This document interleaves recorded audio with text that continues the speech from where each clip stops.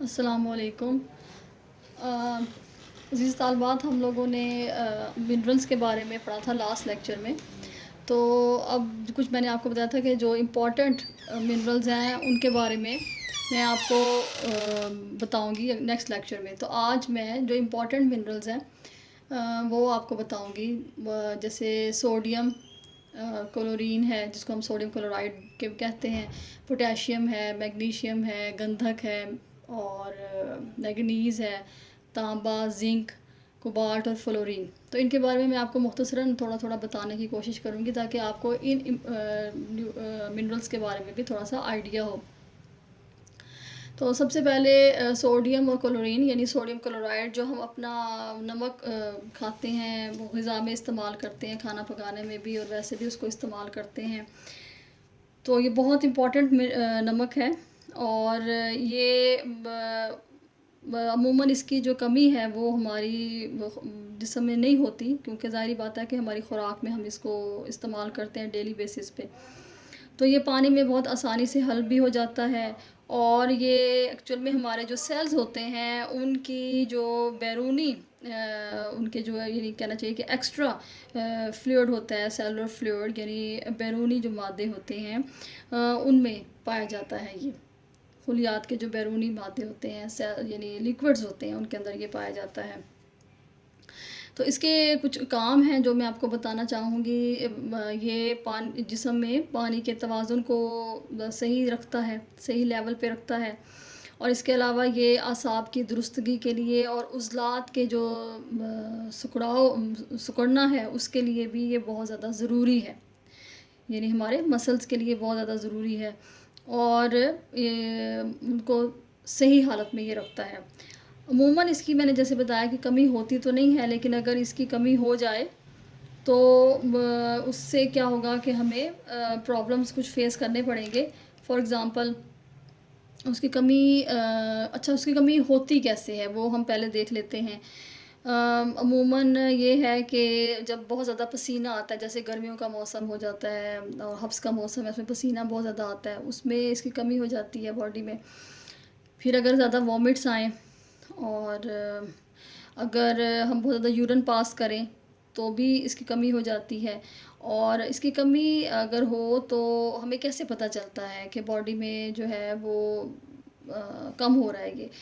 تو ایک تو یہ ہوتا ہے کہ نوزیا فیل ہوتا ہے، یعنی جو کہنا چاہیے کہ دل متلاتا ہے اس میں، اور عضلاتی کمزوری بھی ہوتی ہے، اس کے علاوہ کریمپس پڑتے ہیں۔ تو ہم عموماً پریشان ہوتے ہیں کہ ہماری ٹانگوں میں اور اس طرح کیوں کریمپس پڑ رہے ہیں، تو اس کی ایک وجہ جو ہے وہ اس کی کمی ہوتی ہے سوڈیم کلورائڈ کی۔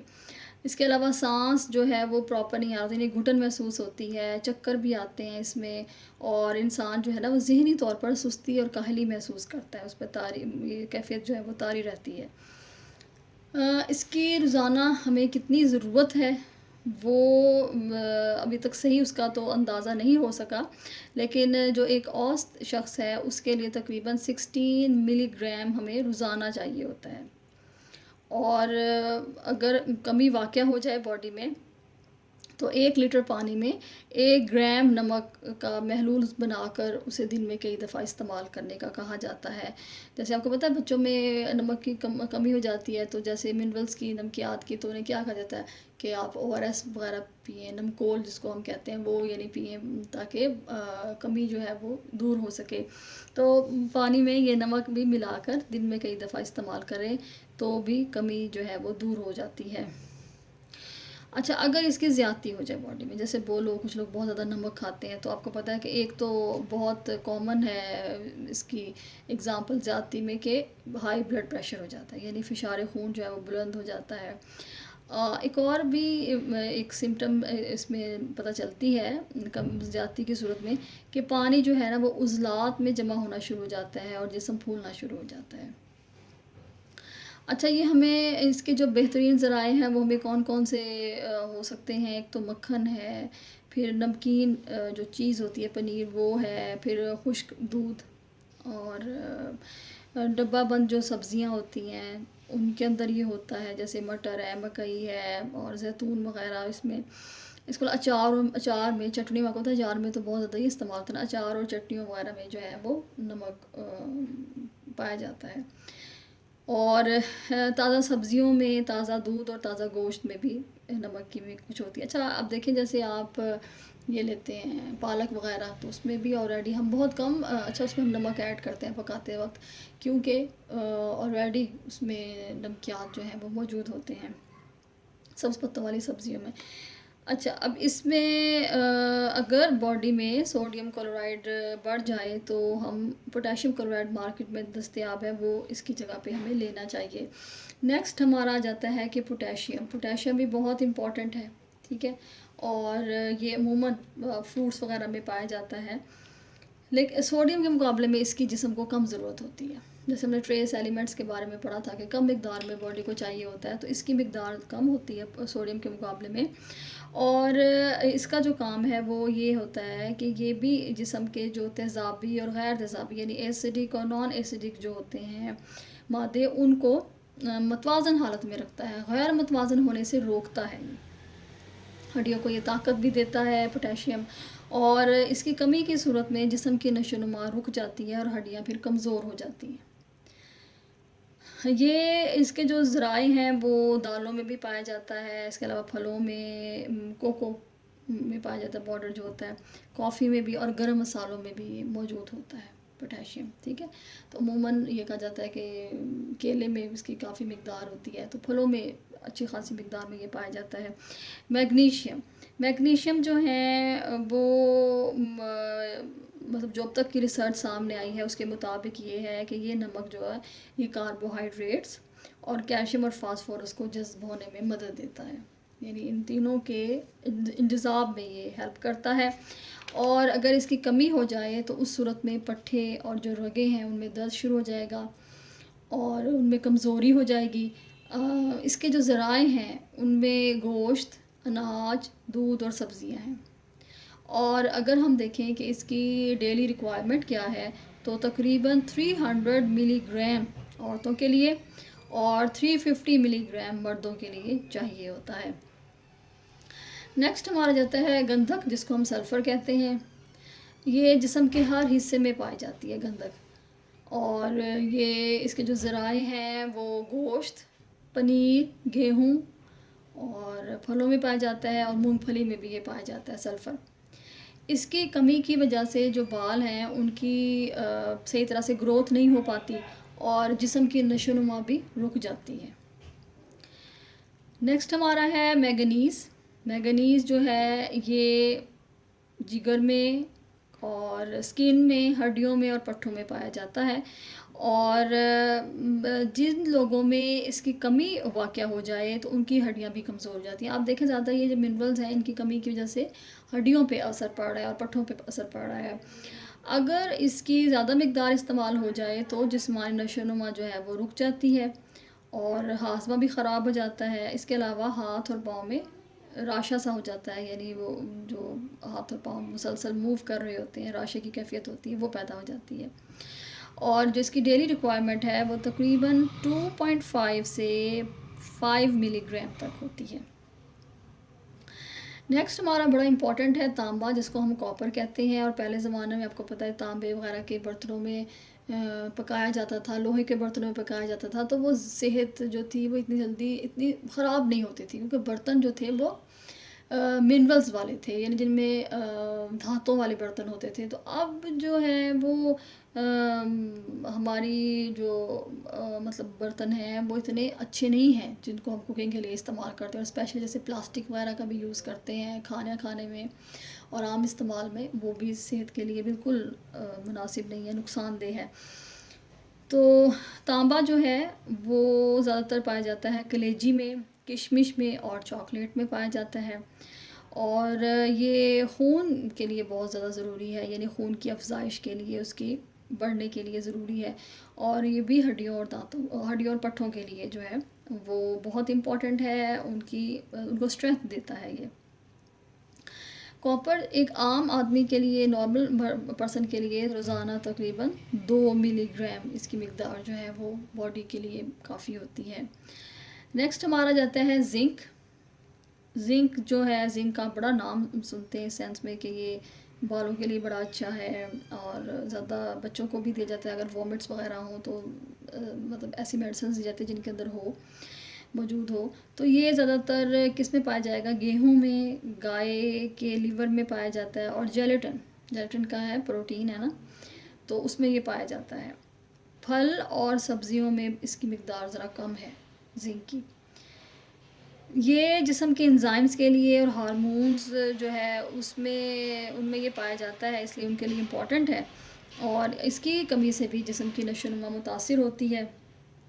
اچھا، جو ریسرچ کی گئی ہے اس کے مطابق جانوروں پہ جو ریسرچ کی گئی ہے، کیونکہ آپ کو پتہ ہے لیبس میں زیادہ تر جانوروں پہ، ریٹس وغیرہ پہ ریسرچ کی جاتی ہے، تو اس کے ان کے بال جھڑنے شروع ہو گئے تھے اس کی کمی کی وجہ سے.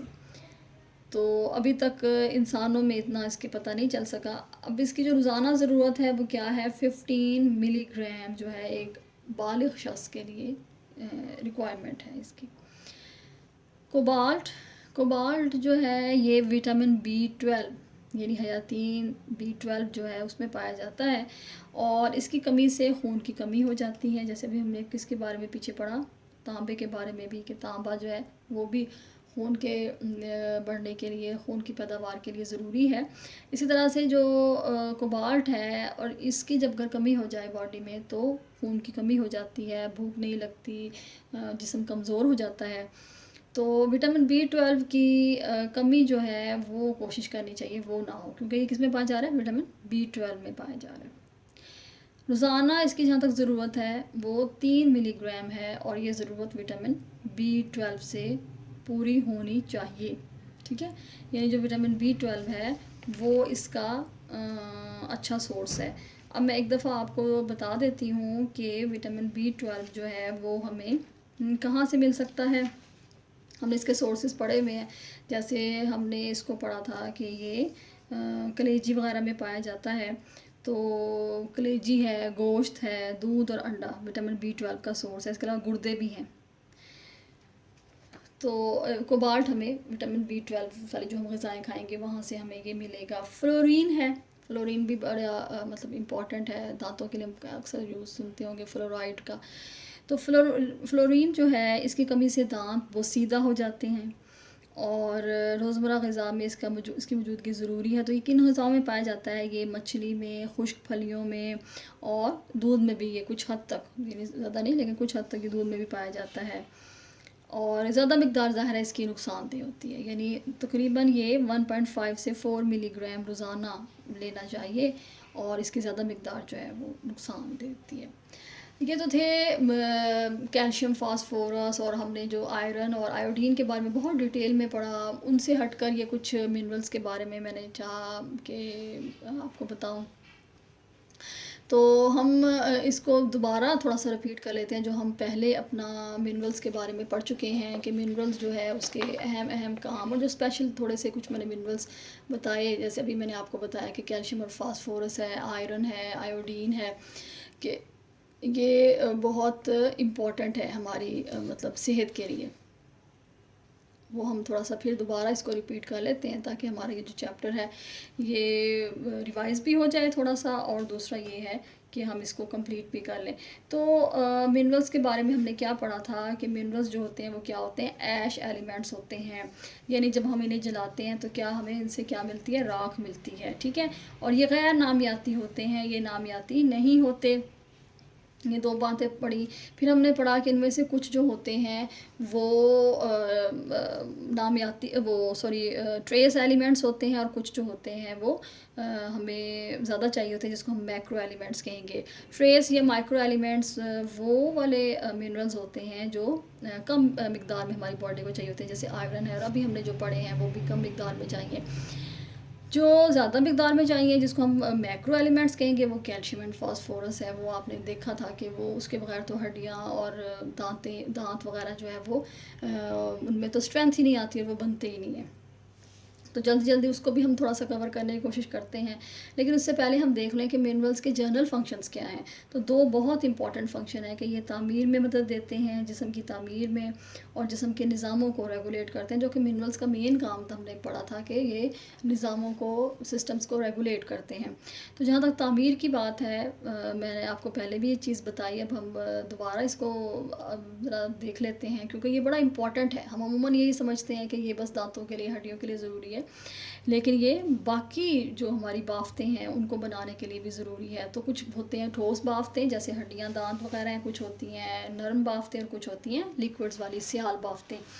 تو جو ٹھوس بافتیں ہیں، یہ ان کے لیے جیسے دانت اور ہڈیاں ہیں، ان کے لیے ہمیں کیلشیم اور فاسفورس چاہیے ہوتا ہے، اور لیکن اگر ناخن دیکھ لیں، بال دیکھ لیں، اسکن دیکھ لیں، تو اس کے لیے ہمیں کیا چاہیے ہوتا ہے؟ سلفر چاہیے ہوتا ہے۔ نرم جہاں تک بافتیں ہیں تو ان میں کیا تھا؟ گوشت اور حدود تھے، گلینڈز، اور اعصابی بافتیں تھے، مسلز کے لیے بہت زیادہ منرل ضروری ہیں۔ ان کی مسلز بھی، اس کے علاوہ اعصابی بافتیں، یعنی کیا کہنا چاہیے، نروس کے لیے ضروری ہیں یہ۔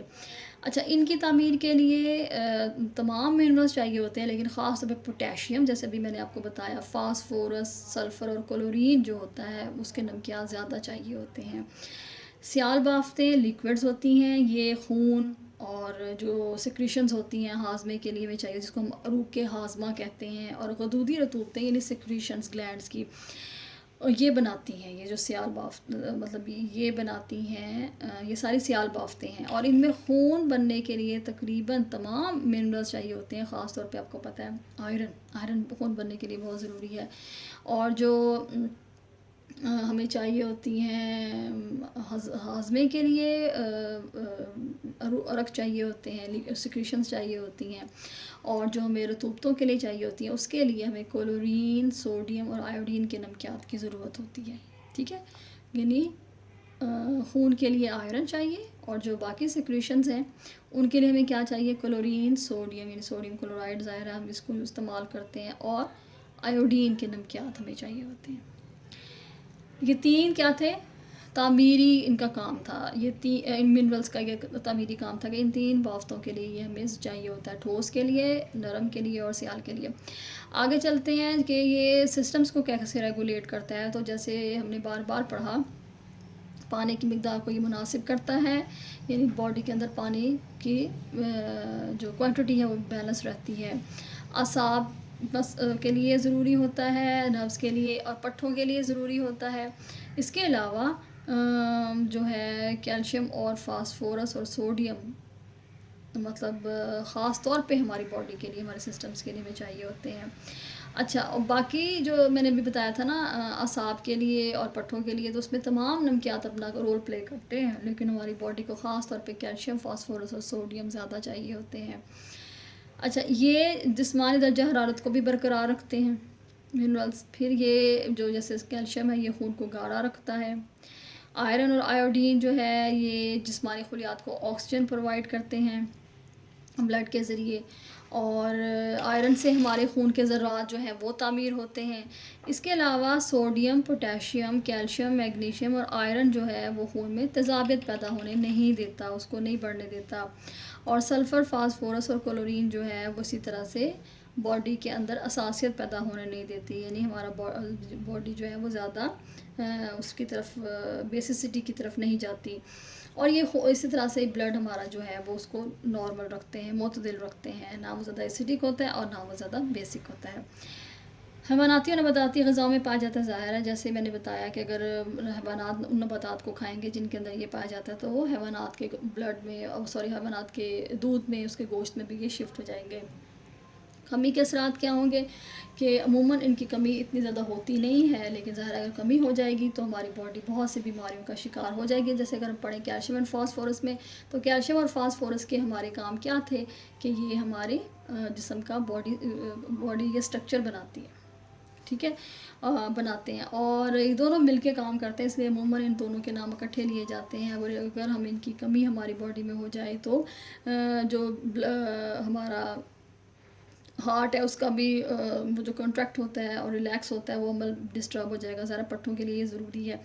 پھر یہ خون جو ہے وہ منجمد نہیں ہوگا، چوٹ لگے گی تو بلیڈنگ رکے گی نہیں. اس کے علاوہ یہ کہ ہمارے مسلس کو یہ اسٹرینتھ دے گا. ٹھیک ہے. اور اس کے جو ہے اس کے علاوہ اگر ہم یہ دیکھیں کہ یہ کیلشیم اور فاسفورس جو ہے وہ ہمارے ضروری ہے. اگر اس کی کمی ہو جائے تو ہماری باڈی میں ریکٹس کا مرض لاحق ہو جاتا ہے. یعنی کیلشیم اینڈ فاسفورس کی کمی ہو جائے. اچھا وٹامن ڈی میں بھی آپ نے یہی چیز پڑھی تھی نا کہ اگر اس کی کمی ہو جائے تو ہو جاتا ہے ریکٹس کا مسئلہ ہو جاتا ہے. تو سیم اسی میں بھی یہی ہے کہ اگر اس کی کمی ہو جائے تو ہماری باڈی میں ریکٹس کی بیماری ہو جاتی ہے. اچھا میں اس کی ذرا آپ کو تھوڑی سی دکھاؤں کہ جیسے بچوں کا میں ہم نے پڑھا تھا ہڈیاں ٹیڑھی ہو جانا اور اس طرح سے. یہ دیکھیے یہ اس میں دیکھیں کہ اس کی کمی کی صورت میں یہ وٹامن ڈی کی کمی ہے نا تو کیلشیم اینڈ فاسفورس کی ابزارپشن کے لیے وٹامن ڈی ضروری ہے. وٹامن ڈی کی کمی ہو جائے گی تو بھی وہی پرابلمس ہو جائیں گے اور یعنی بیماری ریکٹس کی. تو کیلشیم اینڈ فاسفورس کی کمی ہوگی تو بھی ریکٹس کی بیماری ہوگی. تو اس کی وجہ سے دیکھیے کہ ہڈیوں کا کیا حالت ہوا ہوا ہے. اسی طرح سے یہ دیکھیں انگلیاں ٹیڑھی ہوئی پڑی ہیں. ٹھیک ہے. اور جو میں نے بتایا تھا آپ کو کہ بچے جو ہیں ان کے نوک نیز ہوتے ہیں اور ٹانگیں تو یہ دیکھیں ان کے جو نیز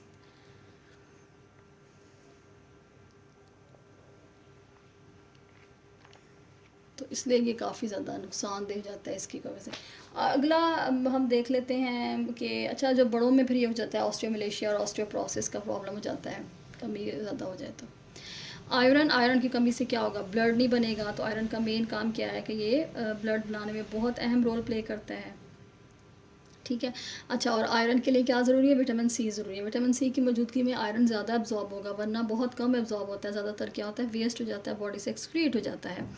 تو آئرن جسم کے ہیموگلوبن میں ہوتا ہے اور خون کے سرخ ذرات بناتا ہے اور اس کے علاوہ یہ خون کو سرخی بھی دیتا ہے.